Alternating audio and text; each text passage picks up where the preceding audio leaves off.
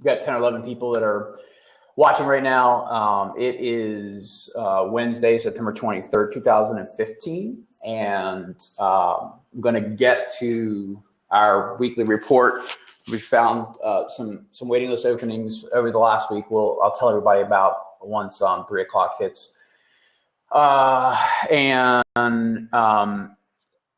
Again, I'm here early to take any questions to some of our more loyal viewers that have visited this video stream before. So if anybody has a question, all you have to do is click the join button there, and happy to answer any questions. If you don't know anything about me or Affordable Housing Online, my name is David Layfield. I am the founder of Affordable Housing Online, which is the only internet listing service for housing assistance. We have a team that tracks things like affordable housing openings, Section 8 waiting list openings, public housing waiting list openings, and other types of affordable housing. Our website's affordablehousingonline.com. We have about 1 million folks that come visit our website each month. And we've got 137,000 Facebook fans. We're constantly posting on Facebook different housing assistance opportunities, quite an email list, over 300,000 folks that are that receive emails from us each week on different housing assistance opportunities. So Bessie Gollett just requested to call in. I'm going to go ahead and try and connect you. Again, if you don't have, in the past, we've noticed that if you don't have a really good internet connection, it may be a little difficult to hear you, but let's give it a try. Bessie, I'm patching in now. In the meantime, while I'm trying to connect Bessie, if you want to get alerts in the future, up in the top, you're going to see this guy right here, Affordable Housing Online. There's a little man next to it with a plus symbol. If you hit that, you'll follow us on Blab, and then you'll get updates whenever we go on. It's a lot easier to find out about when I'm on here answering questions than just getting the email from us. All right, Bessie, still trying to connect with you, and it looks like you may have a bad internet connection. So I'm going to take a question that came in. Does HUD help veterans with housing? And the answer to that is definitely yes, and especially in the past several years, veterans housing has come to the forefront as an issue. Back as 2009-ish, 2010, there was a big problem with veteran homelessness, still is. However, veteran homelessness has been on the decline over the last few years, and partly thanks to something called VASH, V-A-S-H, Veterans Assisted Supportive Housing, and it is basically part of the Section 8 program, but it's a special set aside and is actually managed in conjunction with the Veterans Affairs Administration, and works just exactly like Section 8, but it's in conjunction with other supportive services. And to find out about these housing opportunities for veterans, you would talk to a caseworker at Veterans Affairs and then the local housing authority. Not all housing authorities have a VASH program. It is actually, I think, more larger housing authorities. So, and then there's all sorts of other opportunities out there. Many public housing and Section 8 mainstream housing choice voucher Section 8 waiting list offer a preference for folks that are veterans. So just when you're looking it up on our system, on Affordable Housing Online, and the write-up for a lottery opening, we always talk about whether or not there's a preference for veterans. So make sure you check for that. And then, of course, make sure that when you're filling out your application, make sure you clarify and emphasize that you're a veteran. And then there's all sorts of other programs. Veterans Affairs Administration, for example, has a home ownership program that's set aside just for veterans. It's one of the only homeownership programs that is a 100% financing opportunity with no down payment required. So you would actually go through a conventional mortgage broker, and they can connect you on that with that program as well. So yes, there are several opportunities for housing assistance for veterans. Okay, again, I've got about 15 or 20 people now coming into the talk show, and I have an open seat. If anybody wants to ask me a question, just hit that join button, and I'm happy to try and answer questions on the fly. If I can't give you an answer from what's in here today, I will always go research it and get back with you with a decent answer. I'm going to go ahead, since I don't have anybody trying to take that open seat yet. I'm going to go ahead and let's see. I just had a HUD apartment turn me down for housing because I'm homeless. And so any suggestions on what I can do? And I would say, first of all, that no one's going to turn you down because you're homeless. That's not a valid reason for it's not a valid reason for anyone to turn you down, whether it's a housing authority or a private landlord. There are a number of things that because you're homeless that may be the problem. You may not have a checking account. Your credit might be bad. If you don't have an address, how do they check former with your landlords to see what your landlord references are. So there's all sorts of reasons why that are products of being homeless, but I doubt that they actually sent you a letter saying that you were declined because you were homeless. I would recommend that you talk to the Department of Social Services or your housing authority and speak with a caseworker to talk about how best to go about finding permanent housing. And that actually that's probably going to start with some sort of transitional housing for homeless to get you. You're not likely going to go from being homeless to living in, having a 12-month lease with rent subsidies. It's probably going to be some transitional type of housing in between there for a few months to get you stabilized. So, but I would recommend that you talk with a local homelessness organization, a housing authority, or a caseworker. All right, they said that I have to turn my phone off because my phone's ringing. All right, so I got about 27 people in the video chat right now. If you want to ask me a question, I am happy to try and answer it. All you have to do is hit that join, the box next to me, the join button, and I'll bring you into the video chat. You can also ask questions over on the right side. If you're coming in on mobile, I think the comment screen is on the bottom. Post anything there, and I will try and answer your question. I've got an open seat. Anybody wants to come in and ask a question, you can do that right now. And if not, I'm going to keep talking for a little while until we get enough folks into there we go, Mark Wolf. Let's try you, Mark. Remember, if you have a slow internet connection, it may be difficult, but let's give it a try. Mark, I'm patching in now. While I'm patching in, Mark, again, if you want to be notified in the future when I go online with Blab, up top here is, right there, is Affordable Housing Online's handle, and then next to it's a little man with a plus symbol. If you hit that, you'll follow us on Blab, and you should get notifications whenever we're online. And then down here, quick tour of Blab. Let's see if I can do this with the camera.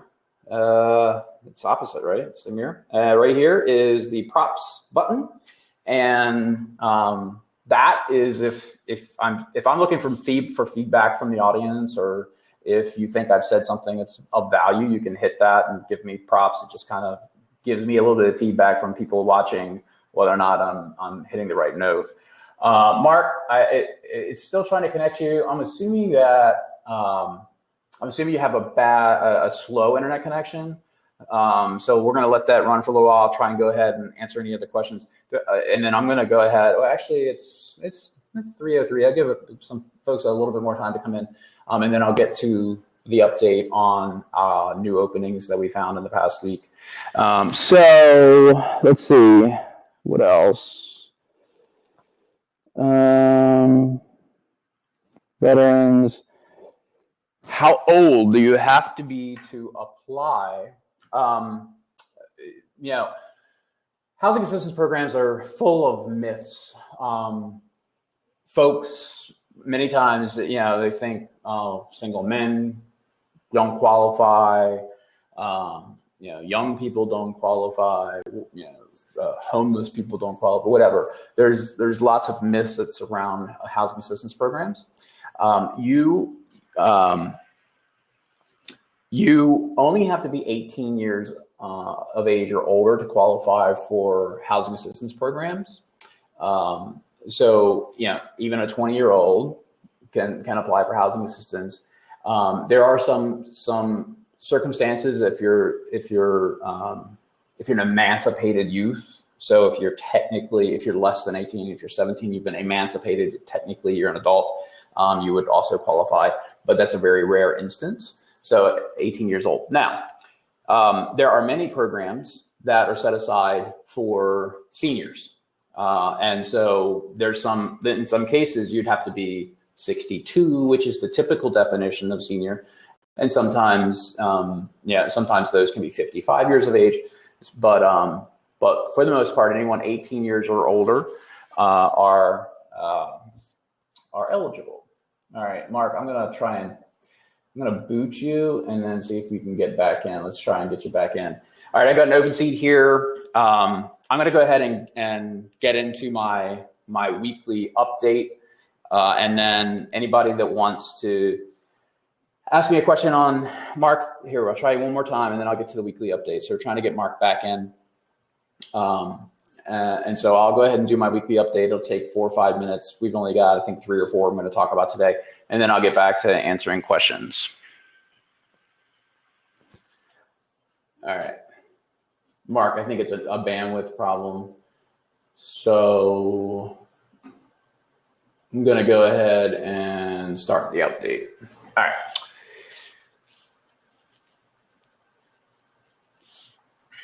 So Orlando, Florida. We had a lot of folks asking about Orlando, Florida, and Orlando's waiting list is opening up, believe it or not. They are opening on, getting the screen here so I can, they're opening on September 27th at 12:01 a.m. and they'll be open until October 3rd at 11:59 p.m. Now, there is a little bit of confusion on our part. We're trying to get some clarification from the Housing Authority on this because they say that it's opening September 27th, 2015 at 12:01 after midnight. Technically, if it just said 12:01, that would make sense. But when you say after midnight, it makes us think that perhaps it doesn't open. It may not open until the 28th of September. So we're trying to clarify that, and we'll make sure that that gets clarified on the Orlando page of our website. We've, like I said, we've contacted them to try and validate that. Pre-applications will be online only, and there's not been any preferences that we've been able to identify. We'll try and keep you updated on the Orlando page. And we also don't know how many people they're going to select from the online application. We'll try and keep you updated on that, but the public notice did not say anything about that. Okay, anybody from the DC, Baltimore area? Prince George's County, Maryland's Section 8 Housing Choice Voucher waiting list is opening up soon. PG County is opening from October 5th at 12:01 a.m. until October 16th, 11:59 p.m. Pre-applications are going to be available online only. 7 preferences have been identified, and we have cataloged all of those preferences over on the PG County page on our site. And they're going to place 5,000 qualified applicants on the waiting list by random lottery. Again, if you want more details, just head on over to Affordable Housing Online, look up PG County, and then we'll also be in the comment stream for the Blab here. We'll be posting a link to this week's update. Okay, down to Georgia. DeKalb County, Georgia's Housing Authority is opening its Section 8 project-based voucher waiting list for elderly households who are 62 years or older on September 29th. It's important to note this is project-based vouchers. It's not the Housing Choice Voucher Program. So it's a much smaller program, and it's for specific properties. But you can get more detail on our site. Again, it's opening on September 29th. It's a online only application, and there's at least one preference that's been identified. And we don't know how many people are going to place on the waiting list, but you can go to our site to get more details. And then the last one we'll talk about, and don't forget, we have over 400 waiting lists on our website. We have information about. During this update, I only talk about the new ones that we found, or larger ones that are important that might be closing or opening up soon. And right now, the last one is Salt Lake City. Salt Lake City's been open for a little while now. However, they have just now identified a closing date. So we want to highlight that. The Section 8 Housing Choice Voucher and project-based voucher waiting lists are open until October 1st. That's only next week. They have been open for a few months now. Apparently, they've gotten enough applications that they'll be closing that list. Remember, housing authorities can close their waiting list when they have 18 months to 2 years worth of applicants. So they'll be closing on October 1st. So that's the weekly update on openings. I could go on for hours with all of them that we have cataloged on Affordable Housing Online, but that doesn't help anybody. You can just go to our site and find that. Okay, so back to questions. If anybody that wants to pop in and ask me a question, you're welcome to. If you're new to this platform, my name is David Layfield. I'm the founder of AffordableHousingOnline.com. I am an affordable housing expert. I have developed hundreds and hundreds of affordable housing rental units over my 20-some year career, and noticed many years ago that low-income Americans really didn't have a good place on the internet to go find affordable housing rental opportunities, and decided to create Affordable Housing Online. So we serve about 1 million renters a month looking for affordable housing through our website. We've got a Facebook page and a large mailing list. And I do this little talk every week and answer questions, and very happily welcome our users into the chat, come on screen and ask questions of me and challenge see how sharp I am in my business. I can't always answer questions, but I promise I will research them and get back to you if I don't know the answer. All right, so anybody want to take this open seat? I have no takers right now. Every week, usually there's 5 or 6 people lined up at the beginning of this thing, and no one. There we go. Evan Dewey, let's try. Hi there. Hey. Can you hear me all right? I can. Excellent. And it's the first guest that actually has decent bandwidth. Oh, lovely. I'm in a good Wi-Fi situation. Okay, good. Nice to meet you. So I'm just finding out about you now through Blab. I'm a real estate broker here in New York City. And, as you know, I'm sure that our city is one that's very challenging in terms of affordability, housing, not only for people in lower income brackets, but middle income brackets. It's just a really, really tough town. So maybe you can give a broker some advice as to how to help. I'm in the business of helping people, and I don't know about how to steer them towards affordable housing options. Yeah, you're in a real estate market, I would say is if not the toughest affordable housing market in the country, the second toughest. San Francisco is right up there competing with New York City. So I'm down in Maryland. I try to keep abreast of affordable housing issues across the country at the national level and at the state level as well. I happen to have some fairly recent particular knowledge about New York City because the mayor's office, Mayor de Blasio. Mm-hmm. I'm sure you know. First of all, I don't know, a couple of months ago, maybe April, Mayish, issued his 10-year affordable housing plan. Yes. Very noble plan to build 200,000 units over the next 10 years in New York City, both for low-income New Yorkers and moderate-income New Yorkers. You know, they haven't forgotten middle income, and actually, they distinguish moderate income and middle income. So they've added this extra layer of definition that you don't normally see on the national level. So the mayor's office is sponsoring a tech competition called Big Apps NYC. They do it every year. And it's basically an open invitation for technology companies to produce an app or other piece of technology software that helps solve problems that the city has.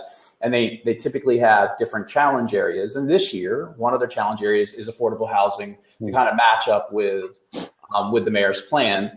And we're competing in that technology contest and producing what I refer to as kind of Affordable Housing 3.0. It's our new platform that we've been working on for a while, but our test platform is now going to be New York City. And so that competition culminates in mid-October when we do our final submissions, and I think they're going to make selections. So anyway, all that to say, I know a little bit more about the New York City market today than I did just a few months ago because we're doing a lot of research on data Gotcha. and the issues. We've met with the folks at the Furman Center at NYU. So they have a planning department there that's focused on affordable housing. They've got a lot of data. And then we recently had an affordable housing roundtable in Manhattan with Nietzsche, the Housing Authority, the New York Housing Conference, and folks at the name slips me, the acronym, but the Housing Finance Agency. And I can tell you, you really have your work cut out for you as a guy on the street, working the retail broker beat. Mm-hmm. That is a really, really difficult market. And as an affordable housing guy that gets how it works in the rest of the country, when I first earlier in the summer first started trying to understand what happens in New York City, it was like a different language. You have rent control, you have rent stabilization, you have J51 and all this other stuff that doesn't exist anywhere else. So I guess when you say how can you help? Who's your target customer? So, I mean, obviously, I make a living off of people that can afford my services, but that's not to say that, my industry, in my opinion, has been one that has been marred by people going after transactions as opposed to developing relationships. And I think that as a community, the brokerages need to be able to provide good advice, consulting services to people sort of all along the continuum of the income stream. So it's not really so much a moneymaker for me, but rather a way to provide good service to people who need it. And right now it's not like that. I'm in the, my business is run in the bulge bracket areas of Brooklyn. I live in Park Slope, Brooklyn, selling townhouses and apartments for people. I do stuff in Manhattan.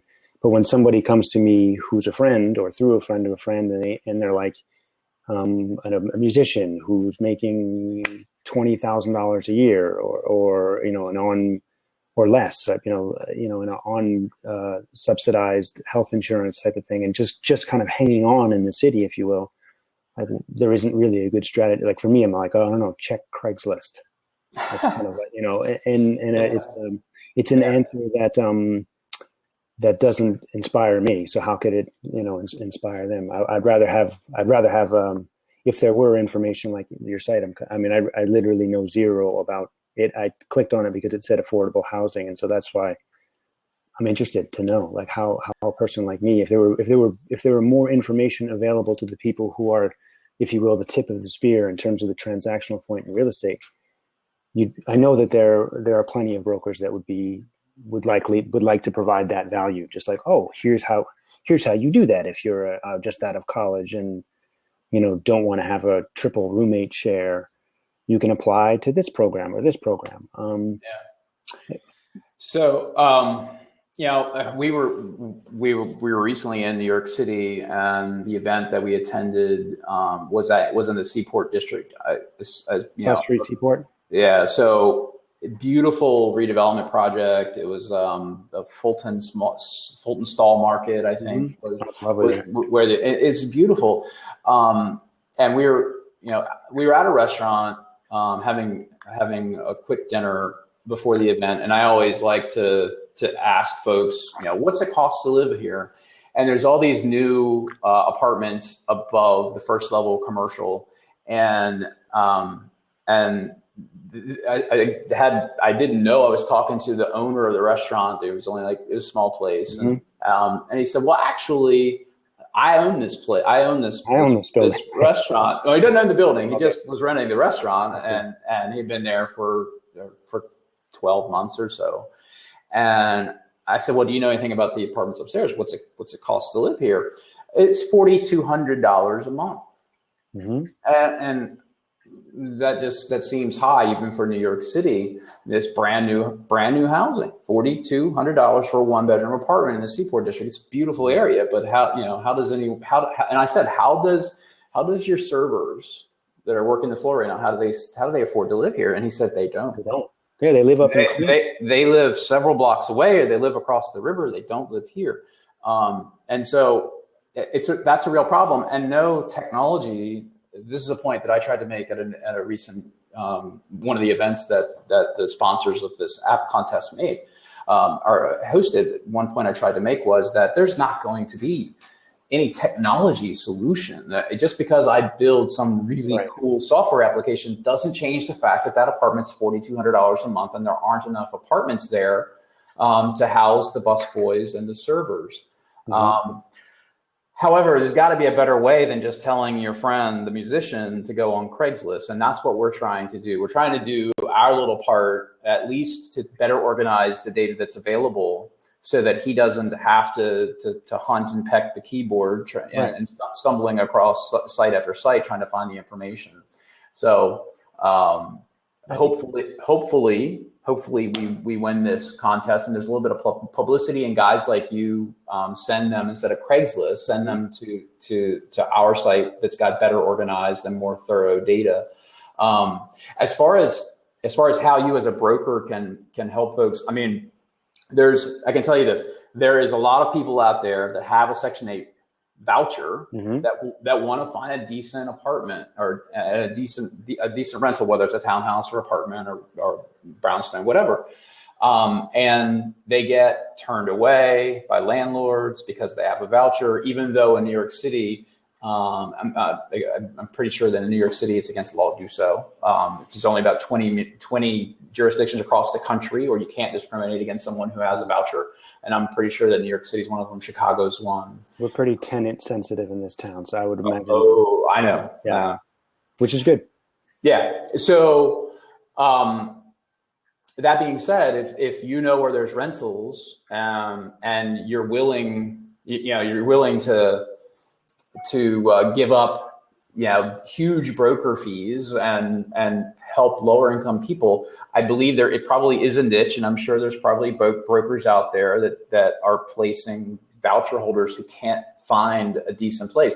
And Section 8, most people don't realize Section 8 voucher holders, the program isn't meant to send them into a ghetto. The program is meant to take them out of a ghetto. The program it's called Housing Choice Voucher. So it's meant to give them the ability to go to a better place for their kids, where there's more jobs, where it's not a food desert, where there's more opportunity. And there's actually something called now that in the industry we're starting to call opportunity zones, or some call it areas of opportunity.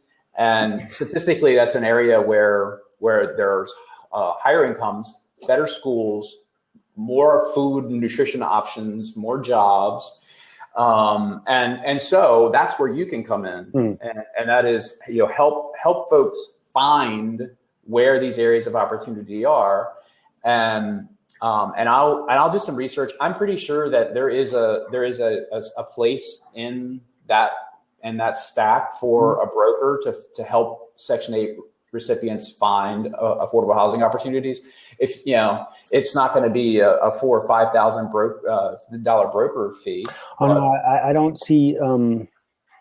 Hey Rachel, how are you? Sorry, it's not a money thing. It's more there's just sort of a serviceable market, which I do quite well with. Always could do better, of course, but that's not what this is about. It's really about, I'm a musician as well, so I have lots of people in the arts community, and I'm worried that, like David Byrne, that there's all the funky people are going to have to move to Detroit, on top of the people that are, are generationally struggling from an economic standpoint. But there's also that, right? The things that make New York City great are its intensity around, as a cultural thing. And if we're to lose that, we lose, I think, the people who can afford the $900 and $1,000 square foot places, or in terms of sales, or $50 a foot rentals, like the one you're probably talking about there, a $60 a foot rental. It just becomes bland, and like kind of the way, in a certain sense, Times Square is safer, but it's also less interesting. So there's a mix between, making it culturally irrelevant because it's so expensive. And so to me, I feel like that's why I love the city, right? It's the cultural stuff and the energy.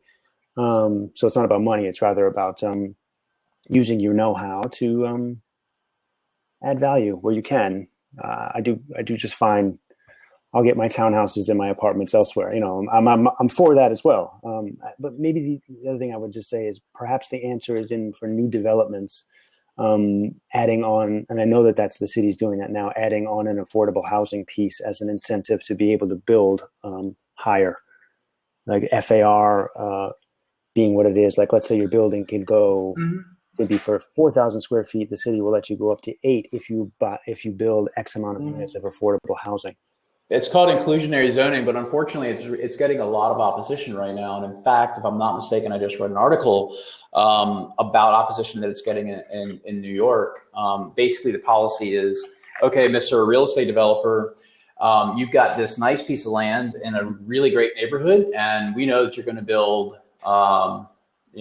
500 apartments in this building, and you're going to charge $4,200 an apartment. But we're going to let you build 800 apartments. We're going to give you a density boost, and you're going to be able to build 200 or 300 more, but they have to be affordable, or at least some of those additional ones have to be affordable. Right. Last year or maybe earlier this year, New York City was in the news with something called the Poor Door. There was one developer. There's one developer that did what they did that. They had a building, and they had a mix of both high-end apartments and affordable apartments. But he put on one side, on the back side of the building, he put a door for the poor people. Yeah, I know the story. Yeah. And then on the front side is where all the wealthier people came in. And so there is this push to even move away from some of the inclusionary zoning stuff. That's a shame. I mean, that's just not New York. The beauty of it is that you'll find the billionaire next to the person who's down on their luck on Madison Ave, and you'll see the conversation pop off. I mean, I think once New York City loses that, it loses the thing that makes it magic. So. Yeah, and that's something that's we don't have that in the rest of America. We're very segregated when it comes to income, and studies have shown that a poor kid growing up in a middle class neighborhood does so much better later in life. He stays out of trouble. He learns faster. He ends up getting a better job and is able to pull himself out of poverty. And many of the political conservatives in this country would rather just relegate the poor families to live with the rest of the poor families, and don't think that they're entitled to it. But we're working, that political subdivision of folks are actually working against their own ideals.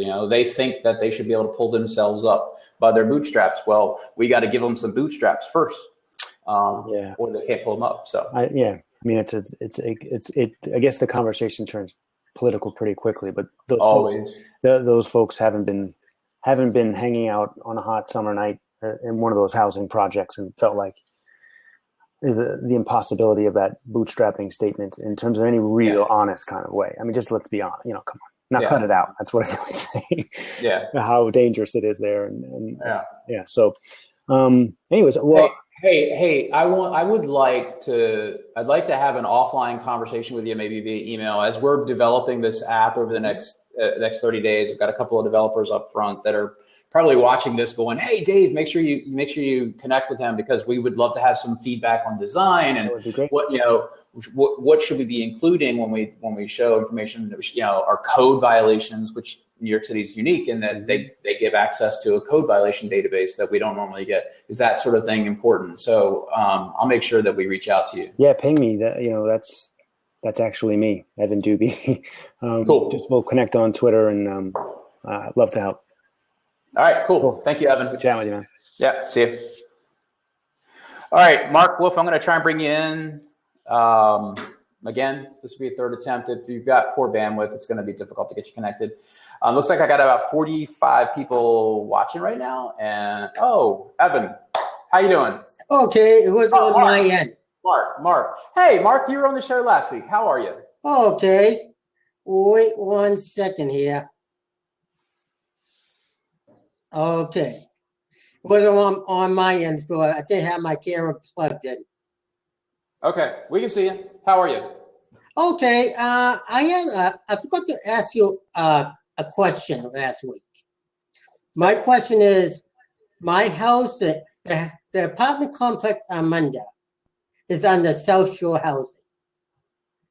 And each county has their own, like Section 8 and stuff like that. Okay. Okay. My question is there anything I'm under, if I'm under their housing area, because my apartment complex is owned by social housing? Okay. So is it a public housing community that you live in? Yes, but it's like I said, social housing. And I'm sorry, where is that? Social housing. I'm in Rockland, Massachusetts. Okay. Okay, you're in Massachusetts. Okay. All right. Right. And social housing is in Kingston. So each county have their own Section 8. Okay. And so what's your question? It's apartment complex. Okay. Like my apartment complex is owned by social housing. So social housing owns Copley Garden. Okay. I understand. So what's the question? My question is there anything I'm qualified for under that? Because I'm still waiting for Section 8 and stuff like that. And like I said before, I am underneath a tax credit. So I just was wondering, is there anything else where I'm under social housing now?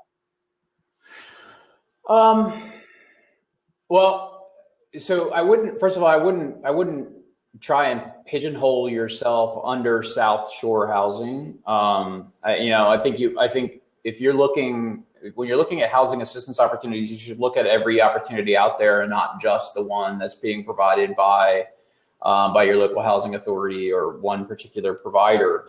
So you're currently living in a tax credit property. You're on the Housing Choice Voucher waiting list. If your tax credit property, if the unit you're living in is difficult, if you have trouble making the rent, tax credit properties don't all come with rental assistance. So I don't know if you're getting any help with the rent or if you're paying all the rent yourself. But sometimes a tax credit property can be a struggle to make the rent every month. If you're trying to find something short of a Housing Choice Voucher, you could look for a project-based Section 8 community. Do you know if you have project-based Section 8 there now? Actually, there is a project-based Section 8 where I actually tried to apply for, but their apartment complex is like 2 to 3 year waiting period. Mm-hmm. So it's kind of hard because I know they're what they call, I have it online, called MRVS project base, where they give out listings of Section 8's apartment complexes on site. What I would recommend to you and any other of our users that are watching, that are searching for affordable housing right now, is to make sure that there's lots of project-based Section 8 communities all over the country. And so if you're searching for housing in a specific city or county, there's probably going to be dozens of project-based Section 8 apartment communities that may have 20 units or 300 units that are near you. If you apply to one, that doesn't mean that you're only applying to one. So if there's a property that has 20 units and you apply to their waiting list, you've only applied to that one waiting list. There may be 10 or 15 or 20 other waiting lists that you could be getting on that might be faster. So I know you said you've applied to one, or you checked with one, and it was a 1.5 or 2 year long waiting list, but you really ought to check with all of them in the area, and then still apply. You take the time to apply, because you don't know. There may be something happen where those positions open up faster, and it's not 18 months, it's 12 months, and 12 months can go by like that sometimes. So that's what I'd recommend. Okay, thank you. Yep. All right. Thanks for joining us. All right, bye. Great. See ya. Okay, I have an open seat. If you're just joining us, or you just joined during one of the last guests, my name is David Layfield. I am the founder of Affordable Housing Online. We are really the only online source of complete information for affordable housing in America. We've got about 1 million visitors a month coming to our site looking for affordable housing information. We also maintain the only complete list of Section 8 waiting list openings. If you've got any questions for me, you can ask them over, if you're on desktop, the comment stream on the side, and then down on the bottom. And you can also hit that that join button there in that square next to me, and I've got an open seat if you want to come on screen and ask me a question. Let's see if I've got some questions over here that came in, and I do. So, how do I update my Section 8 application with my new address and phone number? It's a really good question. It's a really important question. We have a lot of users that have applied to dozens and dozens of Section 8 waiting lists all over the country. Now that many of them are doing online applications, it's becoming a little bit easier to apply. But one important thing is that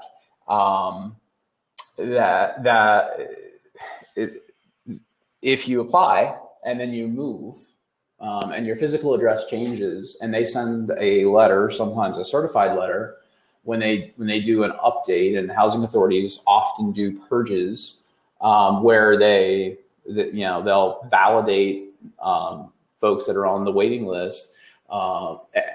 And so I hear all the time that, I've been on the waiting list for 23 years. No one's been on a waiting list for 23 years, let me assure you.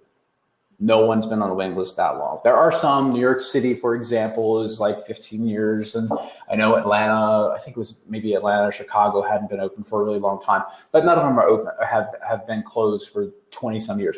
In reality, that person was actually removed from the waiting list a long time ago, and they just didn't know it because they never updated their contact information.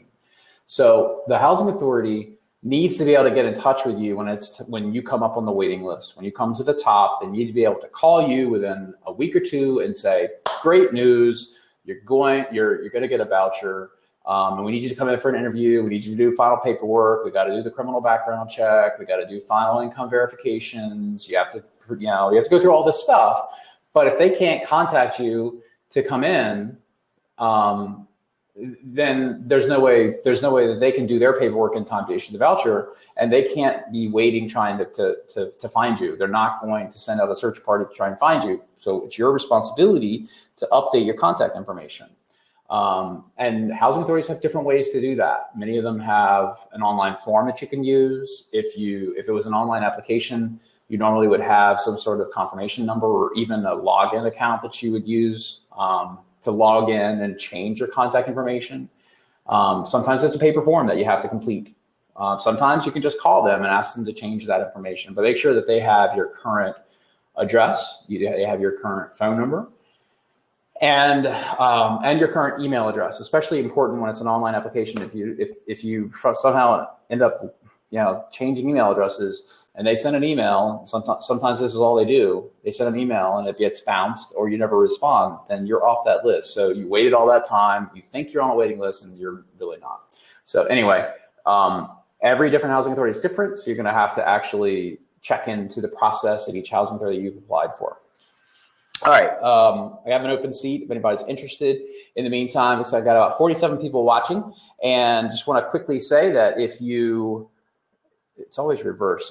Right here, you're going to see our handle and our site name, and next to it is a little man with a plus symbol. If you hit that, you'll follow us here on Blab, and whenever we do these every week, you'll get notified, and it'll make it easier to join us. So if you'll do that right now, and I'm going to go ahead and take another question while I'm waiting for someone to join in the open seat. Let's see.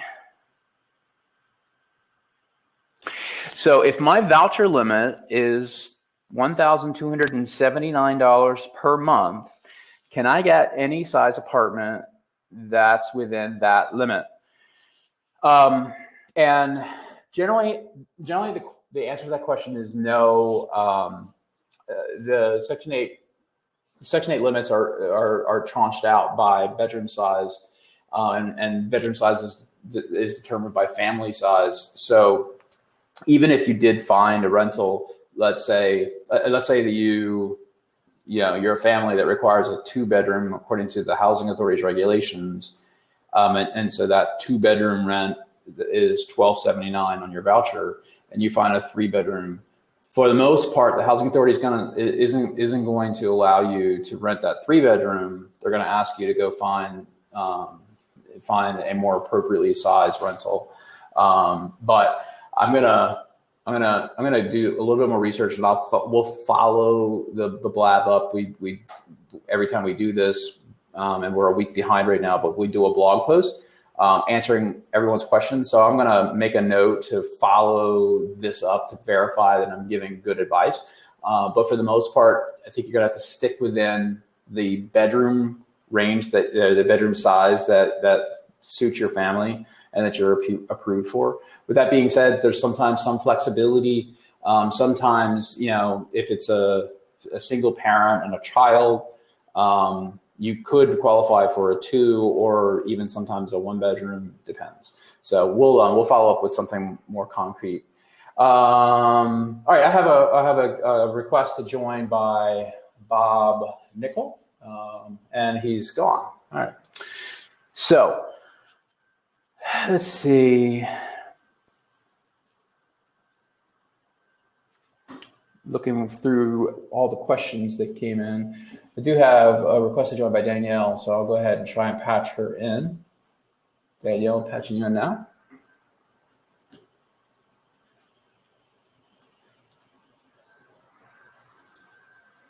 And while we're trying to connect to Danielle, remember, if your bandwidth is slow, sometimes we won't be able to patch you in, but I'm trying.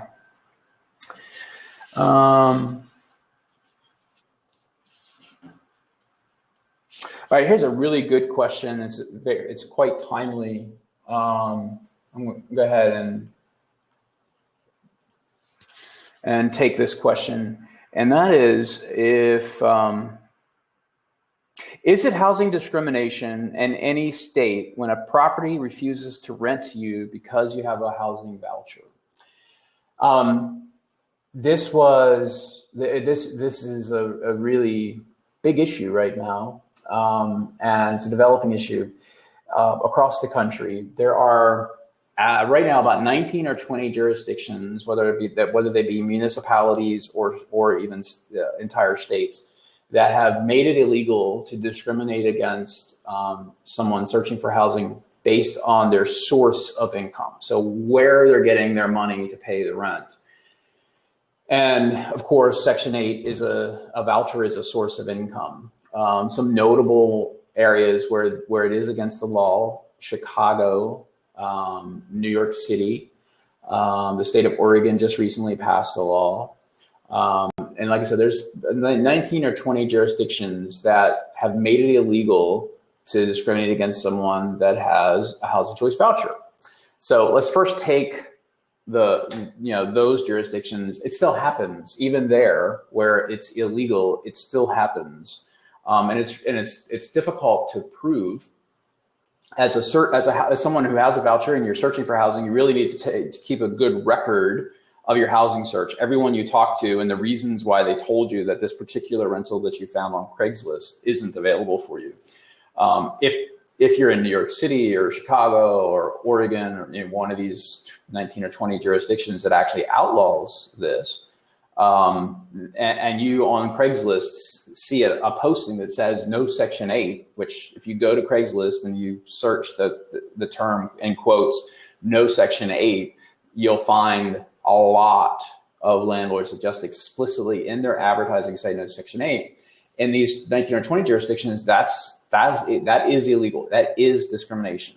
Now, the question was, is it discrimination across the board? And the answer is no, it's not. In the rest of America, which is by far the majority of the country, it is not illegal to discriminate against somebody who has a Section 8 voucher and is using that voucher to pay for housing. And there's not a whole lot you can do about that other than contact your congressman or your local government and complain. I can tell you, for example, in Chattanooga, Tennessee, and I just highlight them because I've read some stories about this. There's problems elsewhere in the country, but in Chattanooga, Tennessee, something like 40 or 50% of the folks that have received a voucher, so they've been called in, good news, you've been waiting all this time, you now have a voucher. So 40 to 50% of folks that are now receiving their fresh voucher end up losing it because they can't find a rental. You have 90 days to use your voucher. You have 90 days to go find a rental once the housing authority tells you that you have a voucher. And if you can't in that 90 days find a rental that will accept your voucher, you lose it, they go to the next person. So 40 to 50% in Chattanooga, Tennessee lose their voucher before they ever use it. And it's mainly because in Chattanooga, landlords aren't accepting Section 8. So it's a real problem. I believe eventually we may see some national legislation. I certainly hope so. We'll see some sort of national legislation. However, there's a lot of pushback. For example, in Texas, it was either earlier this year, late last year, Austin, Texas, passed a city ordinance that outlawed discrimination based on source of income, just like they did in Chicago and New York and Oregon. And the Austin Apartment Association appealed to the courts, got a stay, and so the Austin ordinance was taken down and temporarily, and then the Texas legislature actually passed a law, and it passed, that says that no municipality may pass a law outlawing discrimination based on source of income. So the Texas legislature went absolutely in the opposite direction of really the way it should for low-income renters, literally saying that no town in Texas, no city in Texas, no matter what their local priorities are, they may not make it illegal to discriminate against somebody who has a voucher. So developing problem in the country. It's becoming harder and harder to use a voucher once you finally get it. But to answer the question, no, it is not. In most of the country, it's not illegal to discriminate against somebody with a voucher. All right, I'm going to go back to my list of questions over here, but I have an open seat. If you want to join, I'm going to keep going for another 10 or 15 minutes. If anyone has any questions, you can post questions over in the chat on the right or at the bottom if you're on mobile. And if you want to join me live on video, just hit that join button. And So I think I'm being told that there's a question that was asked over on the chat. How long after the income verification assessment is completed does it take for a housing inspector to come out to inspect the unit? Yeah, that's not a very easy question to answer. And that's because that every housing authority is different in their efficiency and in their policies and how they administer the program. Remember that there are about 2,320 or so housing authorities in America that manage a voucher program. And some of these have, it's cute, some of them manage 20 or 30 or 40 vouchers, and then some manage 15 or 20,000 and upwards vouchers. But you have a huge diversity of organizations that have a voucher program, and their policies can differ from place to place. Their staffing can also differ. So you may have a housing authority that doesn't have a lot going on, and has an inspector that is efficient and has an open schedule and can get that done pretty quickly. And then you may have another one it's inundated and takes a while to get to you. So sorry to give you a non-answer, but it really depends on the housing authority and their staffing and various policies. So again, have an open seat. I'm going to go ahead and go back to my list of questions over here. Let me see. My apartment complex is a tax credit property. Is there anything else I can qualify for? So there's lots of different affordable housing assistance programs in the country. And these are all federal level programs, which means they're usually all available no matter how small your town is or how large your city is. But the low-income housing tax credit program, that you're referring to, is, at least in recent years, the largest production program that the country's ever seen. When I say production, I mean a program that helps build the actual buildings. A rent subsidy program is different. That's helping you pay your rent at an existing building, but a production program helps the landlord actually pay to construct the housing. So the tax credit program is the largest production program out there. No tax credit property by itself has a rent subsidy that comes along with the tax credit, but many tax credit properties are also participate in programs like Section 8 or USDA rental assistance, where they calculate your rent payment based on 30% of your income. But the tax credit program isn't the only housing assistance program. And I would say if you look at housing assistance as a continuum, with, let's say, at the bottom is a transitional emergency housing, homeless shelter, and then home ownership at the top of that continuum. The tax credit properties are somewhere in the middle there. So you've got public housing, you have project-based Section 8 properties that aren't always coupled with tax credit programs.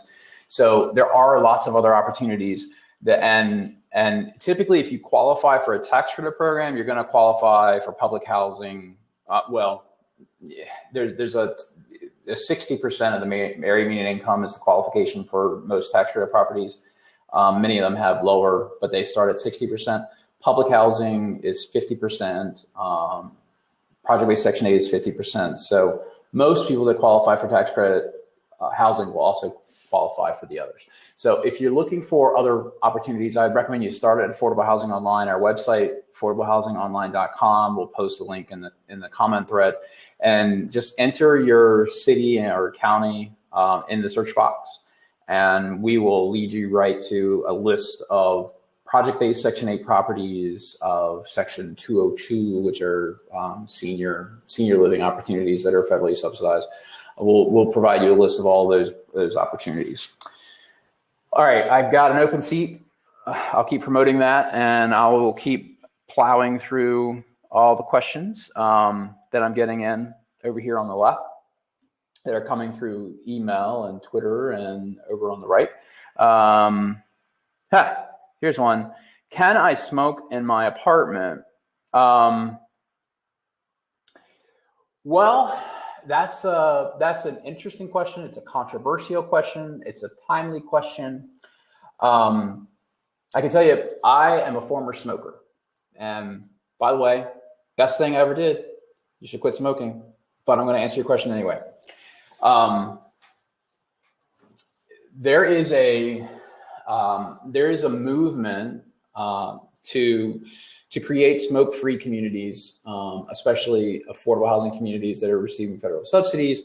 And in fact, I myself have developed and own several affordable housing communities. They're tax credit properties, and don't shoot me, but I made the decision to make them smoke-free communities. And what we mean by smoke-free is you're not allowed to smoke in your apartment. You're not allowed to smoke outside the door of your apartment. You're not allowed to smoke in the parking lot. And you're only allowed to smoke in a designated place. And for example, on our properties, we put up a gazebo. So if it's raining, you still have a place. And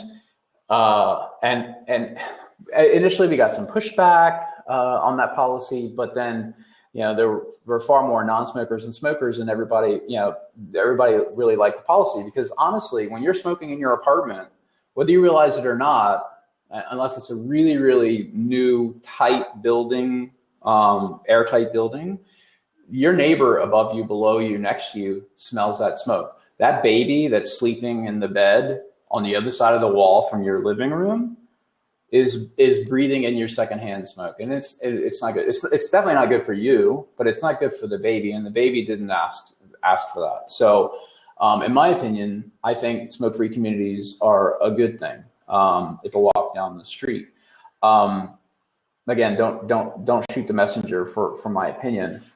That's the way I see it. Now, a lot of other people see it that way too.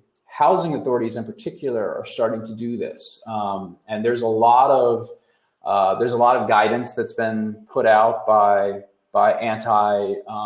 anti-smoking organizations that are geared specifically for apartment communities. There's a lot of resources that have been provided to me as an owner to be able to implement a no smoking policy, and housing authorities are starting to do it now. A pretty big news piece was, I think it was the Philadelphia Housing Authority just recently implemented a no smoking ban, a no smoking policy in all public housing across the city. And I think for the most part, they got a good reception to that, but they also got a lot of people that were opposed to it. So to answer specifically your question, can I smoke in my apartment? You really need to check with your property manager to see if you have a no smoking policy. And then you also, I think you just should consider your neighbors, even if there isn't a smoking policy, ask them, hey, do you smell the smoke when I'm smoking? Do your kids complain about that? And really, is it that difficult? If they say yes, and it bothers my kids, is it really that hard for you to step outside and walk down the street and have your smoke? So anyway, that's my somewhat opinionated answer to your question, but I gave you an answer. Okay.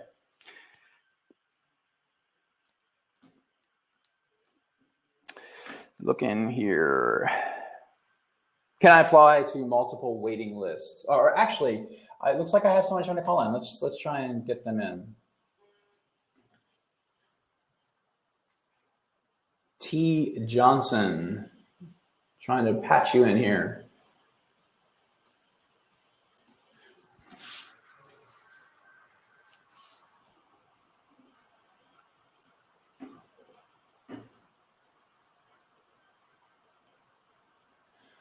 All right, it looks like you probably have poor bandwidth.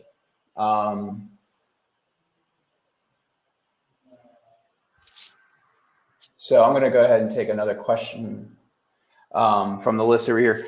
So here's one. I hear this is a scam.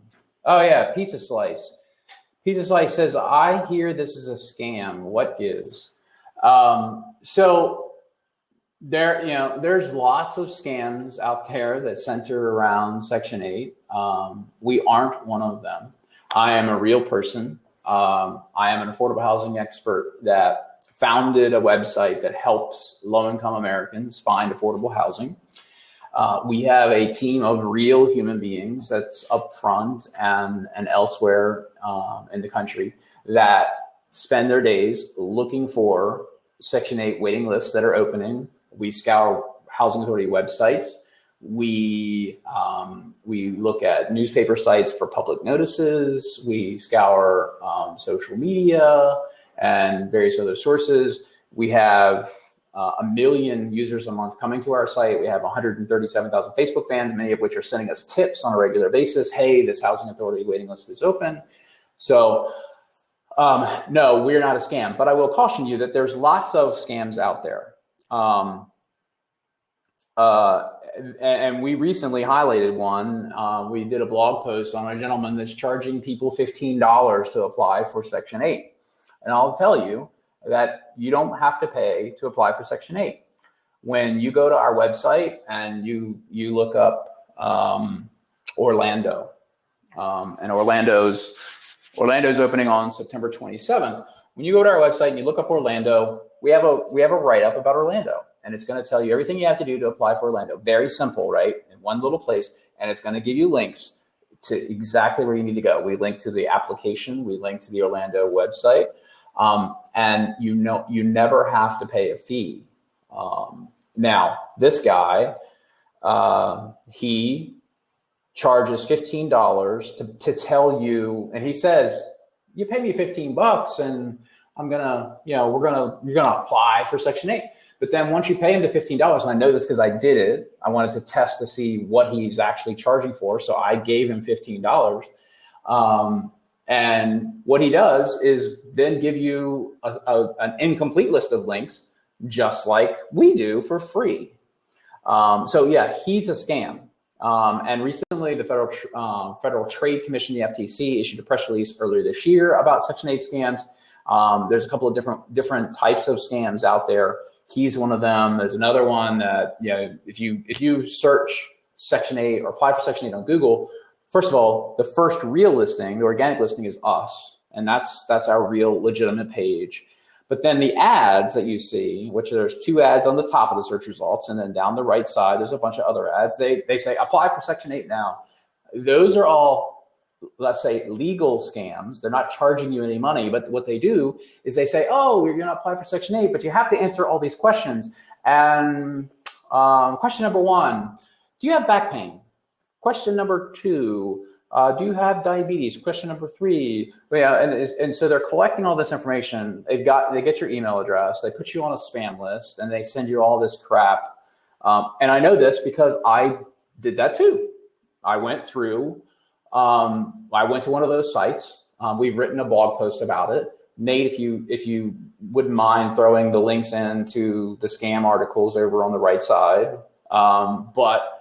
I know they ask very irrelevant questions, and it's caused a lot of problems for some housing authorities. The King County Housing Authority, which is across the bay, I think it's across the bay from Seattle and Washington State, opened their Section 8 waiting list earlier this year and had a lot of problems, and it was in the media because there was a lot of confusion. I spoke to the folks at the King County Housing Authority, tried to help them resolve the problem, but a lot of the people trying to apply for that waiting list got caught up in the scams and thought they'd applied and hadn't. So, but no, we aren't a scam, and I go out of my way to make sure that you see a face, you see a guy. His name's Dave, and he's a housing expert. I'm passionate about helping low-income Americans find housing assistance, and we're not a scam. So, Nate, do I have anyone else out there that has a question? I think you're saying to look for Bessie Gollett. Okay, and Bessie, I'm sorry that we weren't able to connect you. I know you tried calling in earlier, but the bandwidth was kind of poor and weren't able to connect. So I'll try and answer your question. from the chat log. A friend recently told me about the Secure Plus program. Are you familiar with it, and how do you get on this program? She mentions that her DCF caseworker got her on the program because she has custody of her grandchild. Okay, I don't normally get stumped, but I'm stumped on this one. I think it's probably because it is it's a local program. We'll do some researching and include this in our weekly Blab recap. But I can't even begin to answer this question because I'm sure the Secure Plus program is something that's created and managed by your local housing authority. It's not a federal program. So, okay, T. Johnson, I tried connecting you. Sorry we weren't able to connect, but I'll go ahead and answer your question. Is there anything that can be done once your letter was returned from Section 8 for my interview? So I'm assuming you're saying that you got a letter notifying you good news. You've come to the top of the waiting list, and we need you to come in for an interview. And that letter got returned, which means that you weren't there to receive it, or it was a bad address, or whatever. Unfortunately, I probably am going to be the bearer of bad news. I'm not going to say you should just give up, but in all likelihood, if that letter got returned, then your name may have been purged from the housing authority's waiting list. Depends on how much time has elapsed since the letter was returned. I mean, if it was yesterday, you should get on the phone right away and call to find out how to stay engaged. But I talked earlier about how important it is to keep your contact information up to date. I'll also say, I know in an earlier video chat, I had someone who traveled, so they went to stay with their sister across the country for a month. And so if you're away from home and that's the address that they have, you got to make sure that you have someone checking your mail all the time, someone you can rely on to let you know when that letter came, because you don't want to wait 2 or 3 or 4 or 5 years to come to the top of the waiting list. Come to the top of the waiting list, you're not there, the letter comes, you don't respond, or it gets returned, and then you're off the waiting list. So, but I would still contact the housing authority, find out for sure that you've been purged from the list or not. Hopefully you haven't. That's what I would do. All right, Brian Lindsay is trying to call in. I'm going to go ahead and try and accept that call.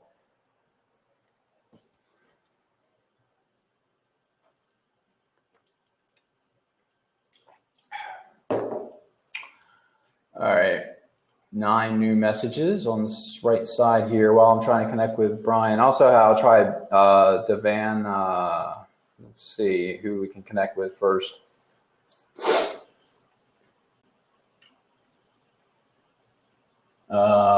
Nate, you got anybody else? Any other questions I should look at over here? Oh, there we go. Devana, how are you? I'm fine. Can you see me? Yeah, we can see you. It's a little dark, isn't it? Yeah, it's okay though. Okay, yeah. It's the web. Everybody kind of expects poor audio, poor video. So, what's your question? Okay, I've been on Social Security for 13 and a half years. I was diagnosed with multiple sclerosis at the age of 13. And I wanted to know, what is it that I would need to do so that I can get more information about getting my own apartment? I live with my mother. I've been living with my mother all my life. But, I'm trying to figure out, what do I have to do at this point? Because I did get a letter letting me know that I was on the waiting list. But then I also got another one saying that I was too young. And I'm like, that's got to be a problem, because I just made 27 in August. So I'm trying to figure out, like, what really went on. Okay. So then they sent me another letter telling me that they were sorry about that, that problem and that, misconstruation, whatever it was, and that they was changing it, and I don't know what to do. They changed it, so now I'm still on the waiting list. Okay. I'm trying to figure out. So, what? Who told you that you were too young? What organization? I have my piece of paper right now. I can go get it. But it said that I was too young to have my own apartment. Is this a housing authority? Was it a landlord? No, it was the same people. CHA, Chicago Housing Authority. Okay, so it's the housing authority. Right, yeah. And so you were and how old are you again? I'm sorry. Right now, I'm 27. I just made 27 Okay. in August. So it sounds like they told you were too young to live in a senior apartment community. However, I can tell you that almost every a federally funded apartment program that is set aside for seniors also allows anyone who is disabled to live in that community. So if it's a project-based Section 8 property, if it's a tax credit property, if it's any of them, public housing, Yeah. if you're disabled, then you should qualify to live there. So it's strange. It's strange that they would tell you that you're not old enough. So number one, I'd call them up and say, hey, was there a mistake? Did you not realize that I have a disability? Here's my disability papers, or whatever evidence you have to show that. So first of all, did you apply to the Chicago Housing Authority when it opened up back in October? I think it was October of last year. Huh? Did you apply to the Section 8 Housing Choice Voucher Program when Chicago opened up? I think it was October of last year. Yes, I did. You did, okay. And if I'm not mistaken, that program does have, I think it has a preference for disabled folks. So you should have made sure that you included that. Were you selected in the lottery? I believe so. Yes, I was. I think that's what it said on my paper as well. And also, my mother, she does work for the city of Chicago, so she like kind of first-handed, she kind of knew all about it all. So she's the one that told me to do it and told me, I'm happy to go ahead and see what you can do because I see that it's open now. Yeah. And she works for the city of Chicago. And she works for the senior citizens. Yeah, so they were promoting it within the city government, and she knew about it, even though it doesn't give you any special.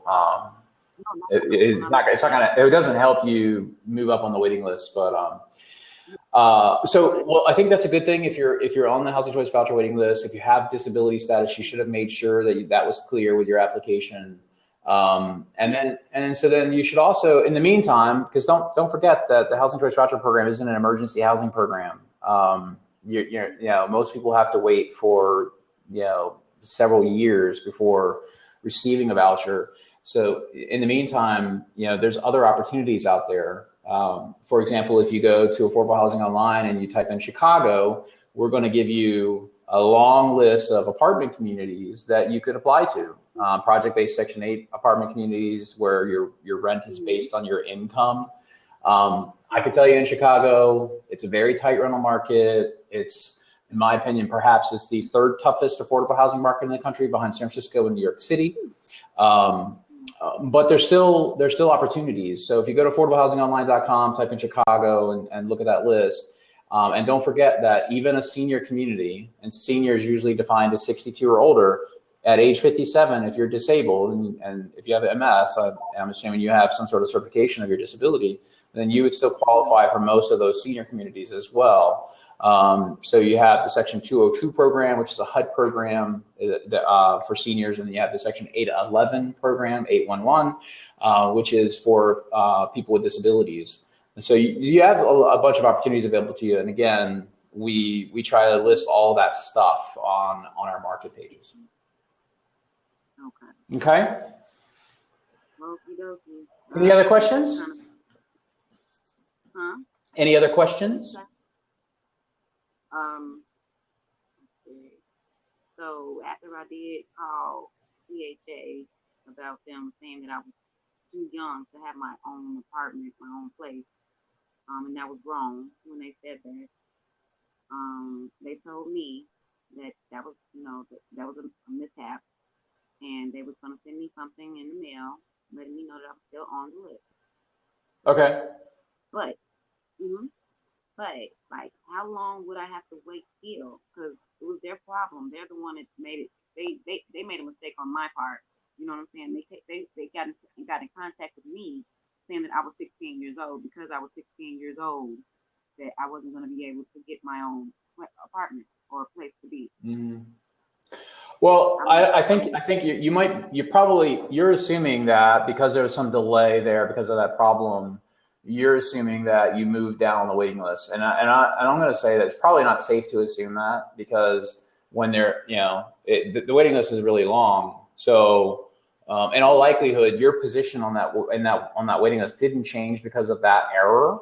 So I don't think there's any reason to be concerned that you moved down the waiting list when the date of your application is still valid from its original application. It was in Chicago. I know that it was a random lottery and it was a random sort. So I'm thinking if they told you that you're still on the list, I'm gonna guess that you're still in that same order. So I should just go ahead and just wait for them to get in contact with me again. Yeah, but it doesn't hurt to try and reach out to them. Log into the Chicago software system. I know that they have an online system to manage this process, and you should be able to log in and see where you're on the list. If you're not, maybe try and reach out to someone. And then if that doesn't work, ask your mom if she, or contact your local city representative, whoever, whatever councilman represents your district, and say, look, I'm handicapped and I need help, and the housing authority isn't actually answering my question. Can you help me get this question answered? So, but I would start directly with the housing authority. Okay. You said the housing authority problem. Yeah, I would just ask them. It never hurts just to ask. Hey,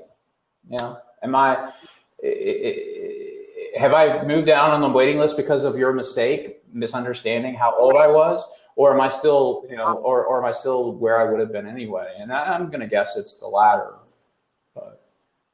But just call them. Hang in there. You'll find affordable housing, and you'll be able to move out and be independent. I have faith. Yeah. Thank you so much. All right. Yep. You're welcome. All right. Bye-bye. Bye-bye. Okay, I'm going to try bringing in Chandra Green. Let's see, Chandra, if I can connect you. And then Debbie Bobbitt, I know, Debbie, you tried before and there were bandwidth difficulties. It's better if you try and connect via Wi-Fi, but I'll try and bring you in too. And whoever connects first gets to ask me a question.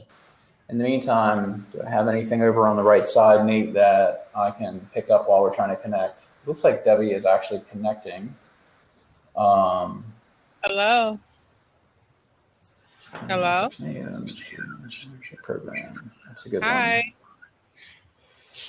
Still trying to connect, Debbie.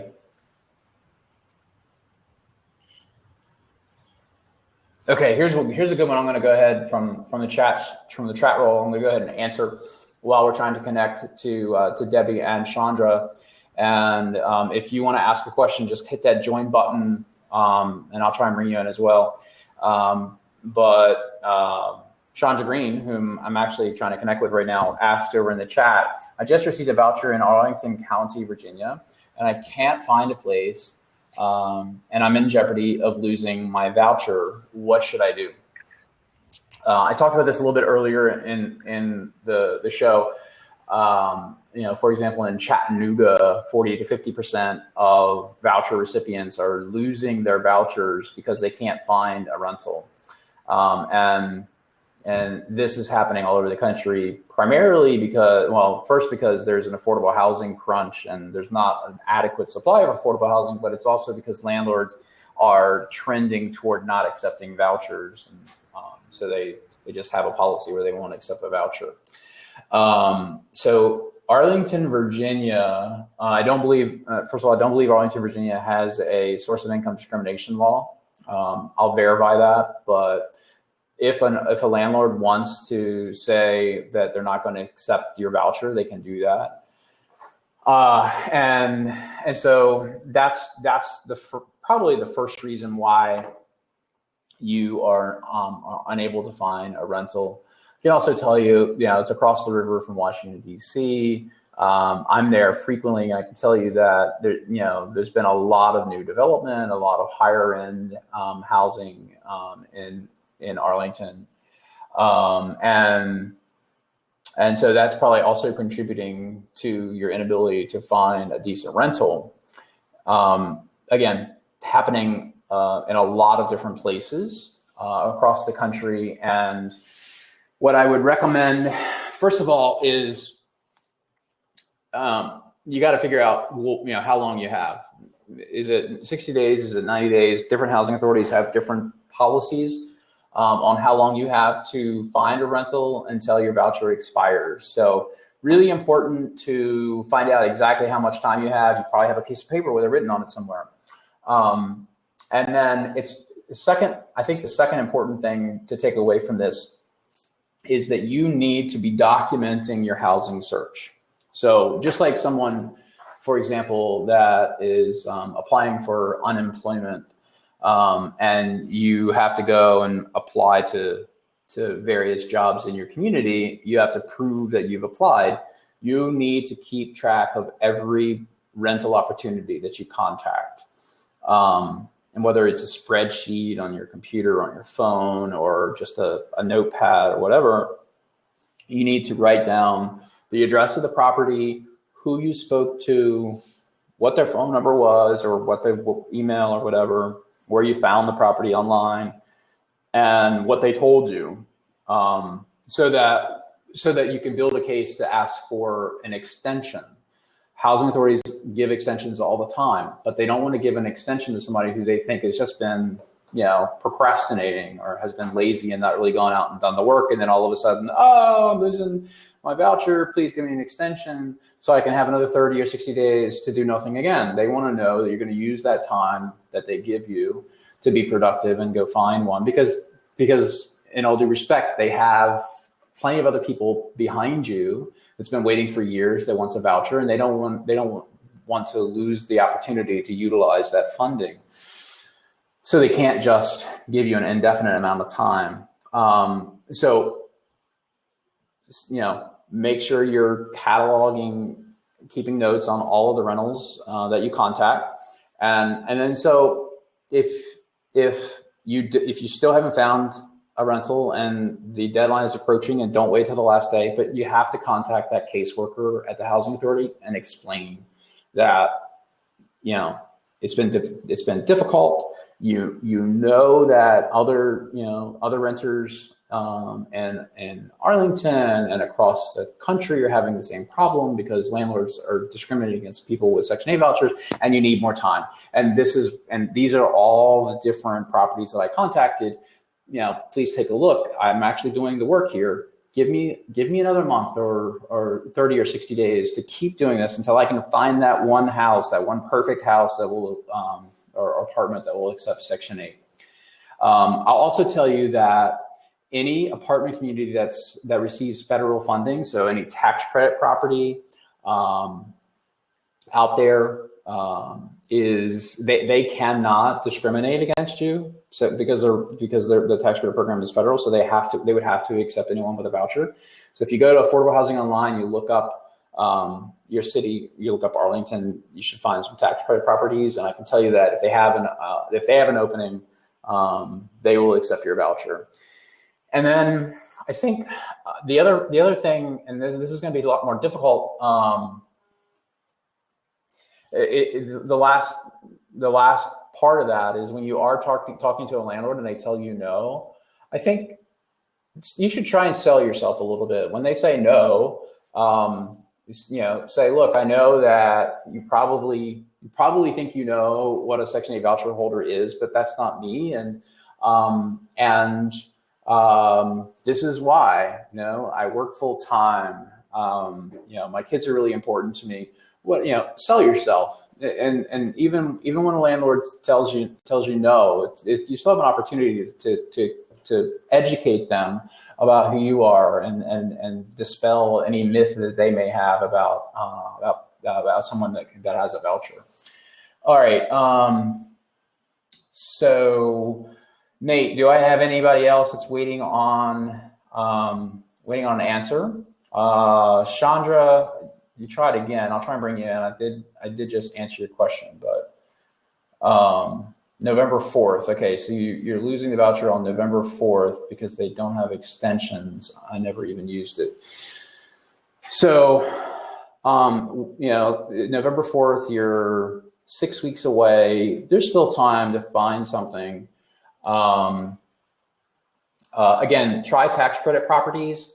Try any newer tax credit properties that may be trying to rent up. I can tell you that tax credit property owners always like someone that has a voucher because voucher recipients are really good tenants, believe it or not. So I think you still have hope. November 4th is still it's still 5 or 6 weeks out. So, all right.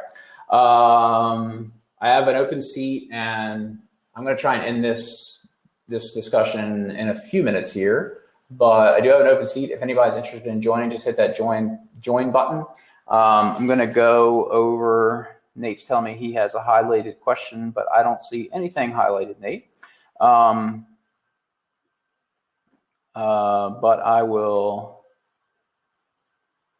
I'll answer this one. I'm currently on Section 8. I'm interested in the home ownership program. What credit score is needed to participate? So the home ownership program is a smaller part of the Section 8 program, and not every housing authority actually participates or manages home ownership vouchers. I think there's something like 60 or 70 housing authorities that participate in the home ownership voucher program. And the way it works is you can use, just like you use a voucher to pay your rent, you can use that voucher to pay your mortgage based upon your income. And there's certain house value limitations. As far as the credit score required to participate in that program, that's not necessarily set by the housing authority. It would be more set by the mortgage company, the lender, and that's going to vary. It's going to vary greatly depending on what lenders you might use. So I can't say that you have to have a credit score of 800. I can tell you if you have a credit score of 500, you're probably not going to get approved. If it was 2008, you probably would, and that's why we had a financial crisis and a meltdown. But there is no specific credit score that would allow you that give you approval. So, Brian Lindsay, answer Brian Lindsay.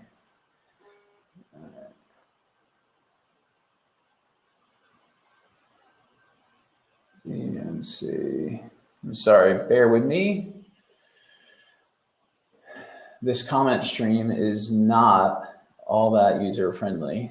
Brian Lindsay, is there any open list in New Jersey and what to look for if they are scammers? I don't know off the top of my head if there are any open Section 8 waiting lists that we're aware of in New Jersey. But if you go to our open Section 8 waiting list page, and if you just go to affordablehousingonline.com and click the button at the top, open Section 8 waiting list, you're going to see every list that we know about in the country, including anything that's in New Jersey. And so what to look for if they are scammers. First of all, if you come through Affordable Housing Online, you're not going to get to a scammer because we link out only to the official Housing Authority website. And we have staff that are validating all of these openings. We call or send an email to just about every housing authority that we highlight to make sure that the information that we're sharing with our users is valid and current. So first of all, if you're using our site to access this information, we kind of already made sure that there's no potential for a scam. And I think just generally, if it feels like a scam, it probably is. But you have to really look at it. I mean, we have people on Facebook that will say to one of our weekly posts about all the waiting lists that we found, this is a scam, but they actually didn't read our post and they didn't click on it and go to the site to see that we have all this great information that leads out to individual housing authorities. So you actually have to take in the information before you can decide whether or not it's a scam. And honestly, there aren't that many scams. So if you're out searching for New Jersey, the likelihood of falling for one of them is pretty low. So, all right. Let's see. Ownership program. Just trying to go through some of these comments. All right. What can you do? What can you do if they aren't updating your contact information? I've changed my phone number, and even though everything is done by email, I wanted it changed in the portal, which doesn't allow me to update, even though there is a link on their website. I sent several emails asking to update it and have also went to the local housing authority office and they had me fill out a change form. However, that's been several months ago and it's still not updated. Wow. Looks like you've done all the right things there, and that's incredible that it hasn't been updated yet. I mean, one thing I would suggest is maybe reach out to someone in leadership at the housing authority. It sounds like staff aren't necessarily doing their job and getting the list updated. You can call your local city government, depending on if the housing authority is affiliated or loosely affiliated with the city.